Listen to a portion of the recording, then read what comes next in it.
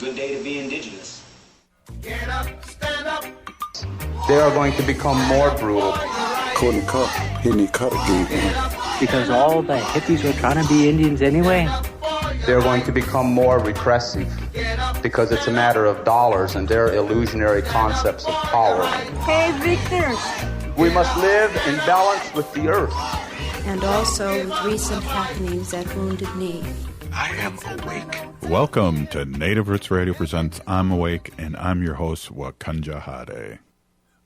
Kadagida, all my friends and relatives in four directions. You are listening to Native Roots Radio presents I'm Awake, and we discuss local, national, Native news and events. And as you know, Chujunk, Native issues are human issues, and human issues are Native issues. Yes, you are right, Daga. And this portion of the show is supported by the city of Minneapolis with Minneapolis A.I.R, American Indian Relations. Yes, today is our second Wednesday of the month, and don't worry, we'll all get to talk about our fun debate tomorrow with Robert Lilligren and Arvina Martin. But we're always so grateful to partner with the city of Minneapolis to discuss American Indian relations within the city. Here's our friend and guest host, Christine McDonald. Bonjour, Ogadaki, Gabuit, Nindishnika, Zajijak, Nindundam. Welcome. I am Christine McDonald, the American Indian Community Specialist with the city of Minneapolis, and I'm the guest host for Minneapolis A.I.R, American Indian Relations. Joining me today is Amanda Harrington, the Director of Community Safety Design and Implementation at the City of Minneapolis Office of Community Safety. Welcome. And Amanda, can you tell us a little bit about yourself tonight? Yeah, thank you for having me on the show. So I have a very long title, but what it actually means is that I am tasked with building out the community safety ecosystem in the city of Minneapolis. The ecosystem is really just a fancy way of saying a network or collaboration between a number of individuals. So with the city and the county working together and all of us working with community organizations and individual people in our community so that everybody can be safe and feel safe. I just started this job in December, so I haven't been with the city for that long. And before this, I had a career already as a social worker. I worked a lot in Minneapolis public schools, as well as doing therapy with kids. And I was also an attorney at the Hennepin County Attorney's Office doing prosecution and truancy cases. So I've done a lot of things before I came to the city. Wow. Well, welcome to the city of Minneapolis. I'm excited to have you with us. Can you tell our audience what the South Minneapolis Community Safety Center is? Yes, that is one of the projects that I'm working on as part of the ecosystem. So it's going to be located at 2633 Minnehaha Avenue. And it's a physical building that's home to safety services related to crime prevention, response, and restoration. We'll have one entrance for people that want to access police services and a separate entrance for people that want to access other social services. The social service side will be open primarily business hours. The police side will be open 24 hours a day, 7 days a week. But the idea is that you could walk into this center and access a number of different safety services all at one time, so you don't have to go to different places. When people walk in to the social service side of the center, they'll actually encounter one of our 311 customer service representatives first. So they can get help accessing city services, or they can be connected to some of the other service providers in the building. It's really meant to be a place that's welcoming for everybody in our community. Thank you. There's also another safety center called the Lake Street Safety Center. Can you tell us about that one? The Lake Street Safety Center is located at 2228 East Lake Street, and that's a smaller temporary location. The idea is similar in that we'll have services related to prevention, response, and restoration, but it won't have the police presence in the same way. So at that center, we will hopefully be open this November, so it will open a lot sooner. And the hours will be Monday, Wednesday, and Friday from about 9 to 5, Tuesdays and Thursdays from 11 to 7. In the beginning, we'll take data to see how people are using that center to see if we have to have different services. At that center, people can come in, and again, they'll be greeted by 311 customer service staff. but they can also have access to crime prevention specialist, a Lake Street safety coordinator, maybe the Lake Street social worker will pop in.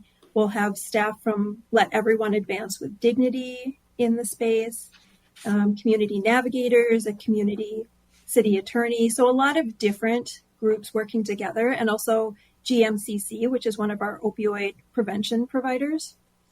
What is GMCC? GMCC. So it used to be Greater Minneapolis Council of Churches. Okay. I think. Okay. And then people will also drop in. So police might go there to take a break or use the bathroom, as well as behavioral crisis response team. So the folks that respond to mental health crisis interventions. It's not a service where people can walk into the center and talk to one of them or make an appointment, but it keeps them on the south side between appointments, between calls in the community, which is really important. That is great. How are these centers different from Minnehaha 3000 or the Democracy Center at the old 3rd Precinct building? We get asked that question a lot. It's confusing because we're talking about so many buildings at the same time. The community safety centers are really focused on providing safety services. They are meant to be physical spaces where we can offer those services and increase coordination between service providers. Minnehaha 3000 is going to be a democracy center, which means they'll have voter services out of that center. They may also have some community services, which will likely have a relation to safety, but the purpose of that building is not safety anymore. The main purpose is the voter services. The Democracy Center, that's cool. How did you and your team engage the community this spring?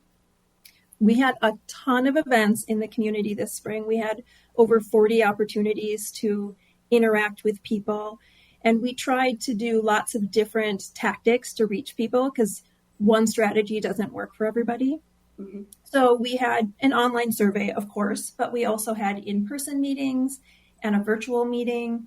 We walked down Lake Street. We walked down Franklin Avenue. We went to food shelves. We went to neighborhood groups. We appeared on cultural radio shows like this. So we used lots of different strategies. And in total, we heard from about 2,000 people. Mm-hmm. That is a very extensive engagement plan that you had. And I just want to make sure that the community knows that you guys did come out and do an engagement session in our community. And that was at the Minnesota Chippewa Tribe building over the summer. So we appreciate the time that you took to come to our community and hear from us. And to talk about hearing from us, what did you hear from the folks when you did your engagement series? Well, we asked everybody during the interactions to tell us what services they wanted in the Lake Street Safety Center and in the South Minneapolis Community Safety Center. Most people talked about the South Minneapolis Community Safety Center because that's the permanent location where there's going to be services. And obviously people have lots of different ideas, but we were able to narrow it down to 5 social services that people really seem to agree on. So folks told us that in the South Minneapolis Community Safety Center, they wanted services related to affordable housing, mental health, substance abuse, unsheltered homelessness, and youth. And then we also asked folks, what other resources do they want in the center? And so people said they wanted community meals, a community meeting space, childcare for people using services while they were at the center, legal services, and medical services.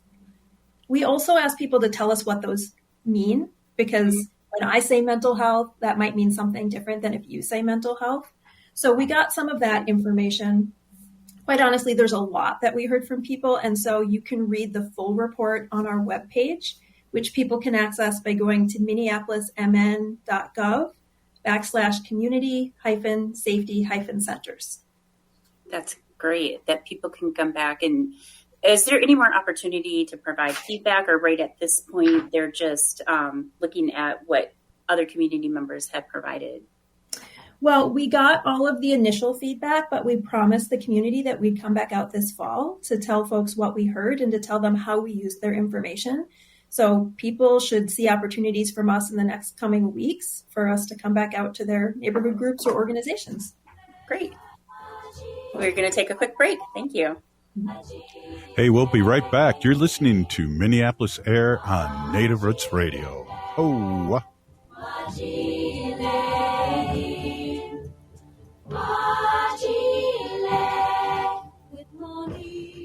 I heard sex trafficking happens a lot in Indian country. What is that? Here are some of the real reasons why sex trafficking happens in Indian country. Unequal gender roles that were forced on us by colonization. Communities don't have enough resources. Silence around domestic and sexual violence. Lack of attention and justice for missing and murdered Indigenous people. There's a lot of behavior that keeps our communities out of balance. These are just a few true reasons why Native communities are targeted by traffickers. When these acts of violence happen in our communities, it opens us all up for exploitation. Sponsored by the Minnesota Indian Women's Sexual Assault Coalition. The city of Minneapolis is now on Native Roots Radio with Minneapolis A.I.R. A.I.R stands for American Indian Relations. Guest host Christine McDonald talks to people about important things affecting the city's Native communities. Minneapolis A.I.R dives into topics like public safety, public health, elections, and so much more. Tune in to Minneapolis A.I.R on Native Roots Radio from 5 to 6 p.m. on the second Wednesday of every month, right here on AM 950. Hey, it's Robert Pilot from Native Roots Radio here to tell you about the best window contractor in Minnesota, 952 Windows. Here's why I trust them in my home projects. 952 Windows is a part of Loyal Home, founded by former window light workers known for their ethics and quality. It's a top-notch remodeling company that's been flying under the radar for too long. They've even sold to competitors' employees who want top-tier quality for their homes. For the best in windows and doors, have 952 Windows take care of your next project. They offer the longest warranties and were rated Energy Star's most efficient in windows and doors. Believe me, I've known the owner for decades, so I can vouch for their excellence. They're not just about windows either. They're your go-to for roofing, siding, kitchens, bathrooms, and more. Plus, they've got you covered on Onyx bath and rosebud cabinets. Trust me, you won't regret giving them a call at 952 Windows or 952windows.com.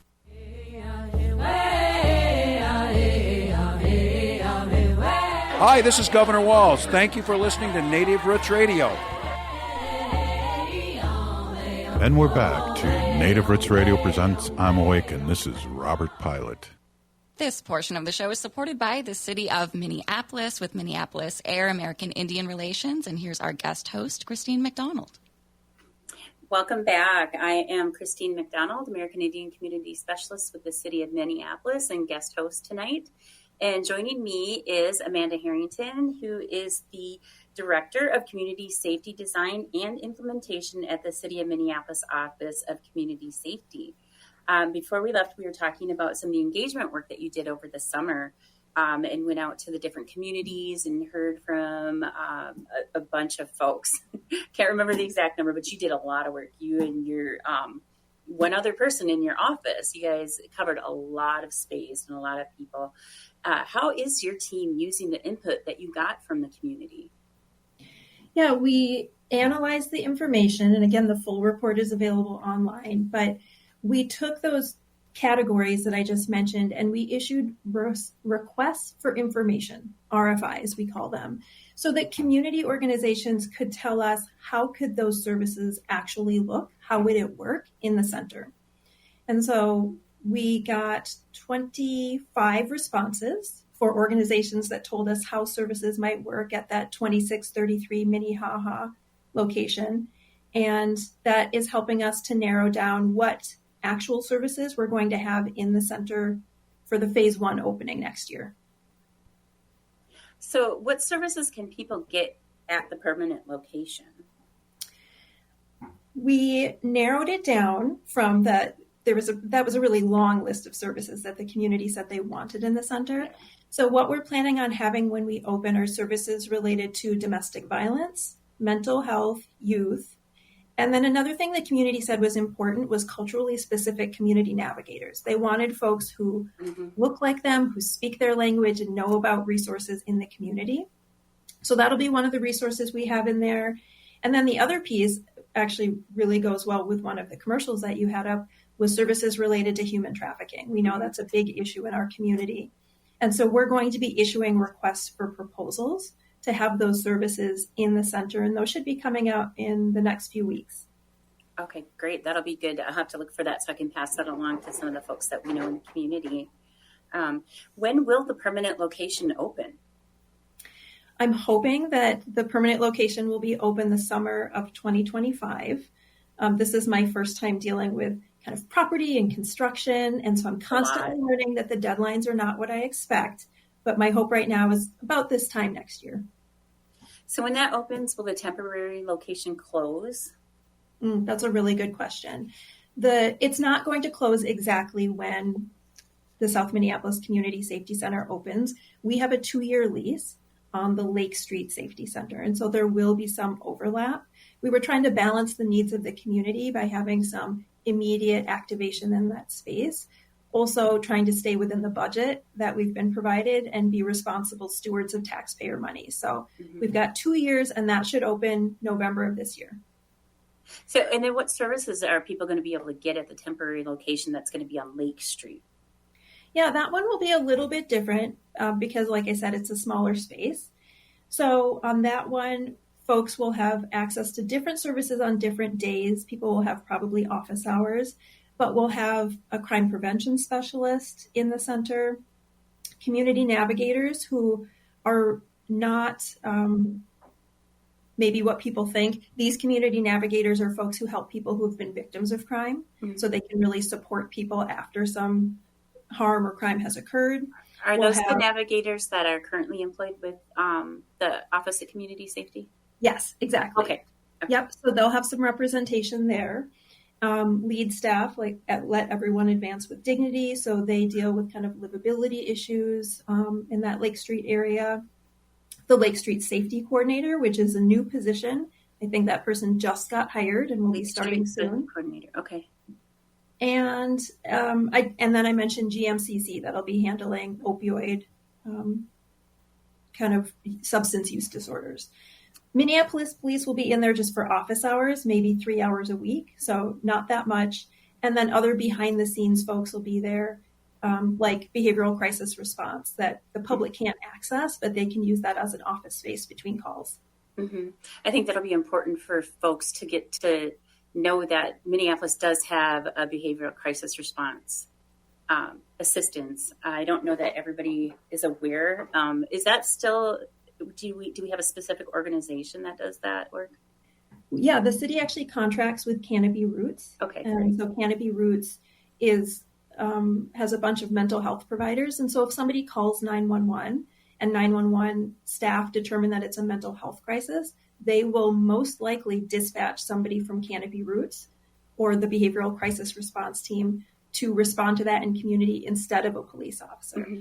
Obviously, that will depend on if there's weapons involved and the safety of the situation. But it's nice that we have different options so we can have the right response at the right time now.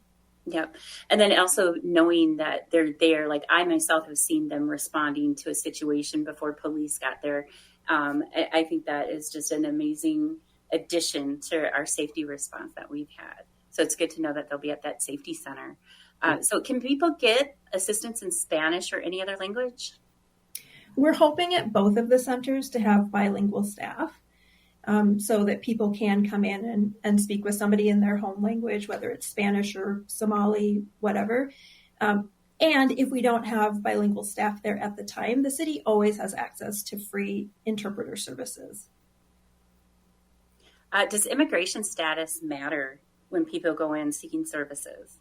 I'm glad you asked that because I know that that is a worry for some people. We would never ask about immigration status if somebody walked in and asked for services or assistance at either of the safety centers. And quite honestly, even if people are making a police report because they were a victim of crime, they wouldn't be asked about their immigration status then either. Mm-hmm. That's great. Is there anything else that our audience should know about you yourself, the work that you're doing, about the safety centers? I just think, again, I want to remind folks that this work with the safety centers is really connected to my broader work around creating that community safety ecosystem. So these are physical buildings where there will be collaboration of safety services, but there's other work that's happening behind the scenes. You can read all about the work that we're doing online. We're actually implementing the Safe and Thriving Communities report that came out a few years ago. And some of the behind the scenes work is meetings with Hennepin County and Metro Transit and Minneapolis Parks and Recreation, schools, community organizations. We had a gathering actually of a number of different safety service providers in August so that people could get to know each other, because I kept hearing, I need to make referrals, but I don't know who does X or Y. So we're trying to make those connections. We are also trying to just be more transparent around data. So we need to collect data so we can measure the efficacy to show that the services that we're contracting for, the services that we're providing as a city are working. And then we need to share that with the community. So folks will see more dashboards showing up online so that you can see how services are working. And then we can use that information to make better decisions. So if there is a part of the city where we have no service, then we need to fill the gap. If we have a service that's working really well, we should expand that. But it all has to be based on data, the needs of the community, and then if organizations are working. So we're looking at a lot of gaps and asset and gaps analysis. That's hard to say, at least right now. Yeah. We're doing a lot of reports. We're having meetings. This type of work is actually how the Behavioral Crisis Response Unit got started. Community told us there was a need for a different response. And so we created a pilot. And now we're past that point where we're creating data and we're seeing how effective it is and seeing how we can expand it. That's great. I thought it was really interesting. One part that you brought up was talking about how you got different agencies together. Excuse me. I think one of the things that I run into in the community work that I do is the importance for people to understand that even though like this is the city of Minneapolis, there's different pieces and different places that are actually covered by other jurisdictions. Yeah, and community doesn't care who does it. They just want to know that services are happening and that they're safe. And so I feel like that's our job on the back end, to be collaborating so that community members can have seamless services. Yeah, seamless. That's the important piece. Instead of like, if you get the old, like the runaround, you call somewhere, being able to help them and get them the services and resources they need right away, instead of saying, here's a number for you to call, or here's another number for you to call. That is completely frustrating, especially if somebody is in crisis or need. Absolutely. And so there's a lot of moving parts with the work that I'm doing. And if people are really into this and want to see more about what we're doing, how we're implementing the Safe and Thriving Communities report, what kind of progress we're making, they can also go online. And for that one, they can go to minneapolismn.gov/community-safety-ecosystem to learn more. Oh, that's a different one. Yeah, that's, thank you so much. I think there was another website. Maybe we want to share that one out again. And that was to find information about the safety centers? Yes. So the safety centers is minneapolismn.gov/community-safety-centers. And they're all related. So if you go to one website, you can probably get a link to one of the other websites. And there's still opportunity to go and learn more about the feedback. This fall, you'll be doing report backs to community. Hopefully we'll see you in our community again. It was a joy to have you on the show. Thank you for being here, Amanda. I really appreciate you. Hey, we'll be right back. You're listening to Minneapolis A.I.R on Native Roots Radio.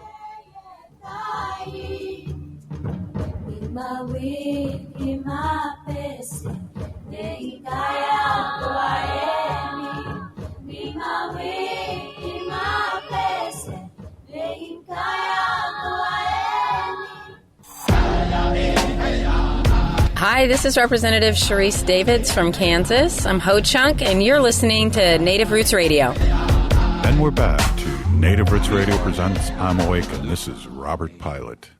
This portion of the show is supported by the City of Minneapolis with Minneapolis A.I.R American Indian Relations. And here's our guest host, Christine McDonald.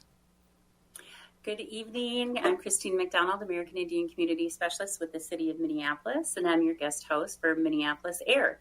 Joining me tonight on the second segment is Dorothy Jackson, a recruiter with the city's HR department. She's here to talk about the city's plans to help residents get on that journey by bringing job opportunities and tips into the community. So thank you for joining us today, and welcome back to our show. Hi, everyone. Thank you for having me back. I feel so welcome. I'm glad to be here, and I'm glad to see your faces. Happy to have you. Can you tell us what you do as a recruiter for the city? How about you actually tell us a little bit about yourself? Okay, so I have been a recruiter with the city of Minneapolis for about a year and 4 months or something like that. So kind of new, but not that new. I know enough. As a recruiter, I'm just responsible for attracting talent into the city. I also have a huge focus on community engagement, reaching to some of those underrepresented communities. I advertise for the city, kind of a city ambassador to promote the jobs, but I'm also a resource to potential applicants or people that are already city employees or just people that are just looking for a job with the residents. I'm open to everybody. But my main job is to get that talent into the city. Now I can attract you, but also getting people in actually landing jobs and careers with us. Mm-hmm. That's great. And how did you start working in local government? Well, Christine, a long time ago.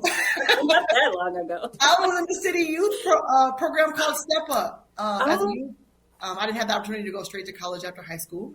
So I took the advantage of this pathway program, and I was able to develop my career in the government. I interned in the Human Resources Department at the Minneapolis Park Board for like 6 years. And there I learned a love for HR. I didn't even know I liked HR. So taking that opportunity and that internship and staying on actually turned into a career path. After that, I went over to Ramsey County for a certain amount of years, and I applied to this job on a whim. Ramsey County really made me mad. So I just submitted this application, and then I looked at it as a sign. It was a sign for me to come over here, and I came here within the last year and a half.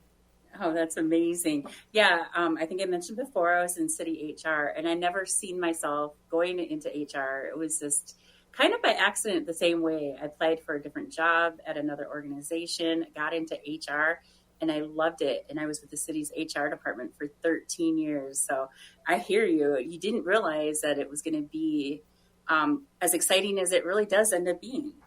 Yeah, I didn't know. I didn't even know I had a place for people that looked like me in the HR department, especially in local government. So I'm really thankful for the opportunities for the people in the public sector that have given me the opportunity without that college degree and using some of those equivalency in my on the job knowledge to apply to some of these positions. So not really knowing what kind of jobs there are in local government, what kind of opportunities can a job seeker find in the city of Minneapolis? So the city of Minneapolis has 28 different departments now. Some of the bigger ones include our public works departments, which you see people that are outside, fixing the potholes, or if you see someone doing some work outside, it's usually someone that's in our public works department. We have regulatory services, public safety. There are also careers in human resources, civil rights, city attorneys, clerk office, and IT. We frequently do hire for 911 call takers. That's probably one of our biggest recruitments that we do, along with our police recruitment, but we have different, lots of entry level and professional level positions. All of our opportunities are posted online. We do not accept any paper applications, and we frequently post jobs weekly. You can also follow us on Facebook and LinkedIn to kind of see what's happening, what we're looking for at the time, or you can also reach out to me. Oh, you directly. That would be fun. I think we should get your information up there for them. For sure. Let's talk about the new initiative that you've created to get residents job ready for a career with the city. What is HR Bridges Level Up Your Career? Yes. So this is an event that we piloted in the spring of this year. I could easily just recruit from my computer, but I realized that we've got talent right here in our backyard. Our constituents of not just Minneapolis, but the Twin Cities, St. Paul as well, and the surrounding areas. So it's an event that takes place on Thursday, October 3rd from 11 to 2. We'll be doing we're going to be doing like a community outreach type of thing where we will provide resources to local talent. These resources include a resume and cover letter review, interview tips and tricks, application assistance, free professional headshots, a free lunch, and also opportunities to network with hiring managers. Some of our hiring managers that will be there that either have positions open at the time or heard that they have things that are up and coming. You'll also be able to connect with an HR professional. We made sure to create all of our handouts are very universal. So even if you don't land with a job with the city, they're applicable to get a job elsewhere. That's pretty cool. Why does the HR department want to bring HR Bridges and job tips and techniques out into the community? As I stated before, and Christine, as you know, I've always had a passion for connecting with others in the community. Mm-hmm. When I was attending events in the city, I realized that there was the talent right here in our neighborhoods. I don't have to look far. So I can post for a job, or I can go to a job fair that's national. But it's like, we have to be able to get the information out there. People don't know what they don't know. They don't know if they can work for the city. People just associate with the city with, our charter departments that we have to have, like police and fire, but there are so many other positions that people can have. So I don't want to sit behind a desk. I like to get out in the streets. Yeah. And there are people out there that look like me that can work for the city. So the more informed that people stay, and the more information that we put out there, people can know, like, hey, I can actually work a government job. Yeah, I think that's the right way to do it. I think growing up, I never saw myself working for the city either. I thought of it was a little bit intimidating. All I ever heard was, oh, you should go take that civil service test. Take that civil service test, that one. And having come from an HR background before coming to the city, it was a pleasant surprise to see just how many different jobs there are at the city. I think part of the intimidation is sometimes people think of civil service as just this boring day in, day out kind of thing that you do. And it's not at all. I think, working in local government has been one of the best choices I feel like I've made. And I get to work with great people like you. So I think every position that we have, it impacts the community somehow, the back end work. So that's why this event is to help like civil service. What does that mean?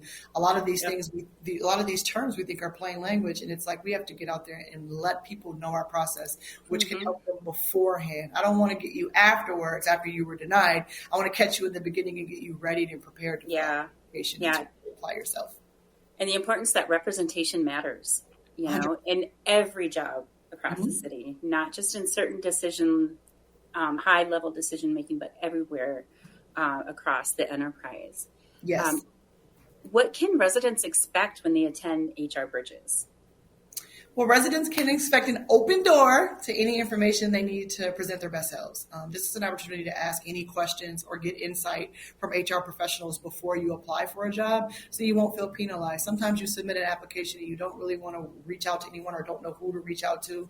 So as I stated before, even if the career path is not with the city, we want to provide this opportunity to help our residents. It'd be good just to know, just to get some tips, to get a free professional headshot you can use on your LinkedIn or Facebook or on your business page.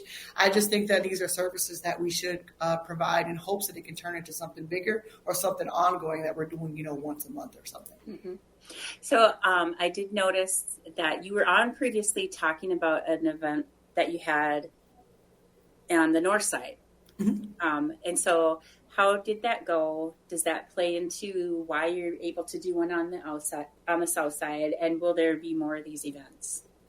Well, I can't forget about either side because they're both just important to make the city as a whole. So we started at the Career Force Center. We partnered with them, and that was north. But this time, the Career Force Center on the south side at 777 East Lake Street, Minneapolis, Minnesota. I felt like that would be a great location to kind of get that demographic in case they missed it last time, or it might be easily accessible if that's within their neighborhood. My plan is to hit all wards. So I'm north and south, but I'm southwest, northwest. I just piloted and thought of it, and I just want the more we help people, the more there will be a need for us to expand. So we had one in north, and now you're doing one in south. Does that mean like you have to be Southsider to go to this event on the south side? Absolutely not. You could be in Duluth. This event is open to all. You don't have to register. Nope. You don't have to come in a suit. You can just come as your wonderful self. That's it. You can live anywhere. If you didn't catch the last one and you live on the north side, please feel free to attend this event.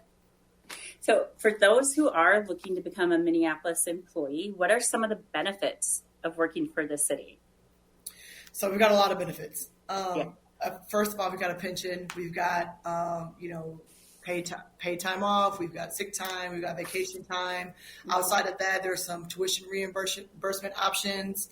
All of our benefits are online. I'm not going to even pretend to be the expert, but I know we've got career development opportunities. We've got employee resource groups. So, yeah, paid parental leave. But if you want to go on the City of Minneapolis website, put benefits into the search line, you'll be able to get a full description of what the benefits that we offer. Also, there will be a table at HR Bridges of at this event with a benefits specialist that can really go into depth about some of the benefits working with us. That's awesome. How many city holidays? Is it 12 now? Holidays? Yeah. Oh. It's something like 12. I think we get 12 vacation days. I think that's what I think it's like 12 like official city holidays. Christine, because I remember you got the HR background, you're the expert. Well, it used to be 11. It used to be 11, and now I think we added Juneteenth. It may be 12. Yep. Yeah. So the reason I asked is because I had worked out at a casino at one point. Mm-hmm. And after I started working at the city, they called me up trying to get me to come back.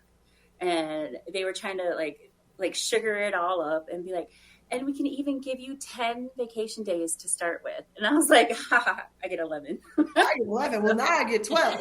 Yes, and now we get 12. So yes, that is one of the great benefits that we have, as well as our vacation. So are there job opportunities for youth at the city? Yes. So we have summer internship programs, like I stated before, that I started with Step Up.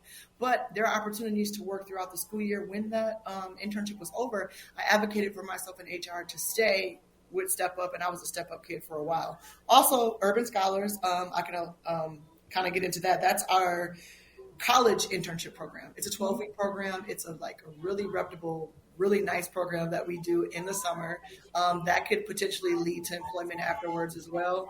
You just have to be enrolled in a 4-year college or in college. You can be an Urban Scholar. I will have someone there at the event as well that can talk about opportunities. I know right now we have a public works internship that's open right now for the fall and the summer if someone is interested, but there are youth opportunities and Urban Scholars opportunities that can turn into full-time employment. Okay, we'll be back. We'll be right back. This is Minnesota A.I.R on Native Roots Radio. The city of Minneapolis is now on Native Roots Radio with Minneapolis A.I.R. A.I.R stands for American Indian Relations. Guest host Christine McDonald talks to people about important things affecting the city's Native communities. Minneapolis A.I.R dives into topics like public safety, public health, elections, and so much more. Tune in to Minneapolis A.I.R on Native Roots Radio from 5 to 6 p.m. on the second Wednesday of every month, right here on AM 950. Minnesotans age 65 plus might qualify for Health Partners Minnesota Senior Health Options. The plan includes personal support, coverage for medical, prescription drugs, and dental, plus over 30 extra benefits. Eligibility information is available at healthpartners.com/oneplan. Health Partners is a health plan that contracts with both Medicare and the Minnesota Medical Assistance Medicaid program to provide benefits of both programs to enrollees. Enrollment in Health Partners depends on contract renewal. Hi, I'm Chuck Manette, owner of Native Concrete and Masonry. With concrete and masonry adding substantial value to your home, it's always a great idea to repair your sidewalks or just add a beautiful new patio. Cracks or heaving in your sidewalks due to tree roots can be dangerous. Native Concrete and Masonry has helped clients across the metro to make their outdoor space safer and helped increase the value to their homes. For patios, sidewalks, driveways, or garage slabs, go to nativeconcretemasonry.com. I've often said the RAV4 from Rudy Luther Toyota is the best vehicle I've ever driven, and I just had it proven to me once again. I drove around San Francisco and the Sierra Nevadas in a RAV4 hybrid, and it was sensational. The city driving was amazing, tackling tight corners and steep city streets while looking stylish. The real challenge came when we got up into the mountain roads, and the RAV4 carved them up like a hot knife through butter. And the hybrid fuel efficiency saved me over $200 on my vacation. Win, win, win. Test drive a Toyota RAV4 today at Rudy Luther Toyota, 394 and 169 in Golden Valley. You're listening to Native Roots Radio. This is Spirit from Reservation Dogs. Get up and listen.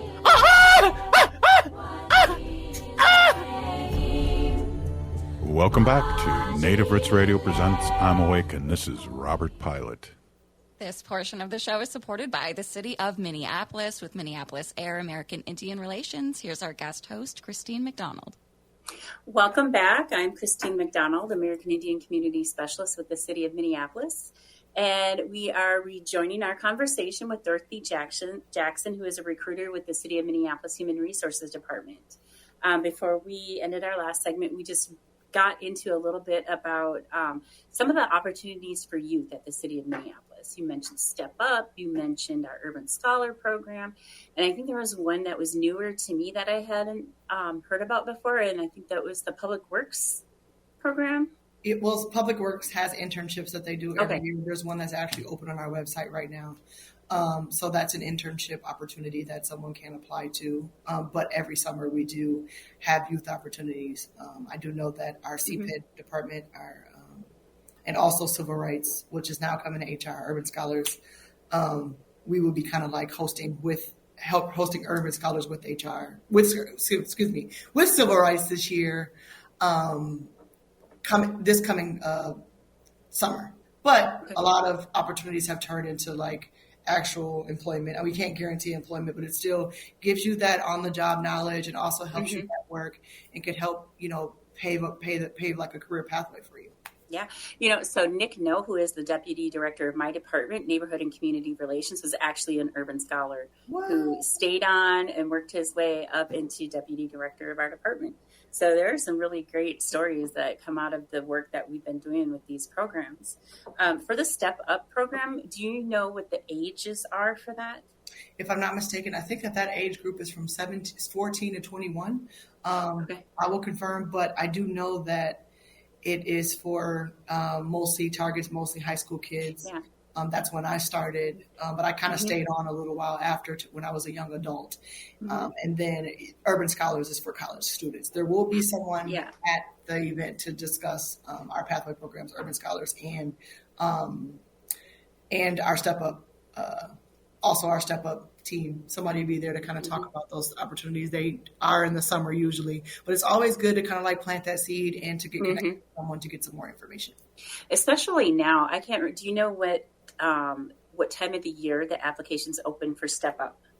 So I'm not sure, but I know they start a little bit early because they've got February or something like that. They've got hundreds of applicants that come. Yes. I do know that Urban Scholars is going to open sometime February, March, but I think Step Up is around the same time, a little bit earlier, probably February. Those are some great opportunities to get introduced into the City of Minneapolis local government. I know they have Step Up especially has opportunities elsewhere across the metro area, but specifically for the City of Minneapolis, that's what we would like to encourage you to come and experience. So a couple more questions that I've got for you. So one of the things, what can we talk about? What if you have applied for a job at the city before, but you never heard back? That sounds like a common theme. So I love to get the information out there. Some people get discouraged. They're just like, hey, I never heard back. Beforehand, we didn't have a talent acquisition team, but that's a new team that was implemented into our human resources department, and we have taken over the hiring. So better communication, easier, shorter time to fill. I encourage people to still apply and still come to the event. You can maybe get clarity there. We can always, connect with you, talk with you, look at your last application or your resume. There have been government jobs that I've applied to at other government entities. I just didn't hear back. We are diligently working on trying to be more responsive, but I don't want people to get discouraged and think because you didn't hear back that you aren't qualified for a job, or we wouldn't want to have you at the city. Because sometimes the second or third time's the charm. You know that, Christine. Yeah. So one quick little crazy story. So when I was still in HR, I remember, every day you go get your mail. And I had a returned mail envelope from somebody. I was responding to them about where they placed on a list or something like that. But it was a returned address from like 4 years before. So it was, so like the mail actually literally lost that. Oh, no. We're trying to get better with our response time. I know. HR reps have been we got steps added now. We've got some programs implemented, and we're trying better to be way more responsive. And we're more technologically savvy and everything, like apply online, communicate through email. So if it gets lost in email, I don't know what to tell you. Yeah, but those representatives will be there at the event to be able to answer questions directly about our hiring process. So let's say the event happens and I'm planning on going and something comes up. What happens if I can't make it to your event? What can I do? So if you can't make it to the event, I always recommend signing up for government jobs. If you go on our jobs page, if there's a left-hand corner, you can do a little drop down and it's going to say job alerts. You can sign up for job alerts, stay in the know until when we post a job within a realm or an area you may be interested in. Also, you can follow us. If you look up City of Minneapolis jobs on Facebook and LinkedIn, you can kind of stay up and current and stay connected to us on social media. Oh, that's so cool. So if somebody wanted to be a cop or wanted to be a firefighter, they could go and sign in for that alert? 100%. So whatever area you think you may be interested in working in, you just select it. You'll get an email whenever we post a job within that department. Or keeping, social media, I may do it again. If you stay current on our social media page or if you follow our social media page, you can see the flyer for an opportunity to make it at another time. Oh, that is pretty cool. But I want to see everybody there if you can. Yeah. Free lunch. What are you having for lunch? Free lunch. So it's going to be a surprise. Just come. Free headshots, free lunch. You can't go wrong. Free headshots. Free headshots. So they're nice. Our communications department does nice professional pictures. A lot of people were thankful for that. They were able to use them either on their resume or to update their LinkedIn profile. So we don't have on their resume. Are people using them on their resume again? I have it on mine. Because back in my day, that was like a faux pas. Like you were not supposed to put your picture on your resume. It depends on the job. That's why you got to come so we can give you some real advice. Yeah. I know. There's so many things that have changed. Like I know people are being like looking at people up on Facebook and stuff. I'm like, I don't know how fair that is. But or LinkedIn professionally, someone to look you up on LinkedIn. So just having all that zipped up and getting some advice from others on because it's difficult. The trends change. The workforce. Yes, they do. Time just rolls on and things are becoming new. AI is taking over. So it's just making sure that we stay current. Yeah. When you first joined and you talked about a long time ago. Well, long time ago when I was in HR, like it was all snail mail and it was paper applications and we actually sat people like in a room and would give them written tests. It was wild. That was the thing. That Never was the civil service tests. Well, some departments, some positions still require some types of tests and exams, but absolutely. It just depends on the job. Absolutely.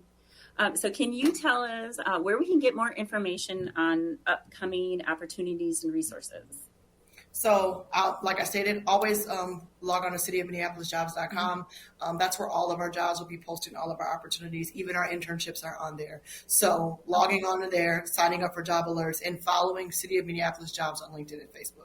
I always post whatever events we're going to go to, whatever events that we're hosting, and I always post those positions where I really want to reach people or those hard to fill or something that we're hiring urgently for. So stay connected with social media. Even if you don't want to talk to somebody all the time, that's kind of that passive I follow and I can kind of like check what's going on from the background. Because some people are like, I don't want to keep up with you, Dorothy, and have to email you all the time. It's like, all right, just follow me on LinkedIn. LinkedIn's a really good professional tool, or Facebook.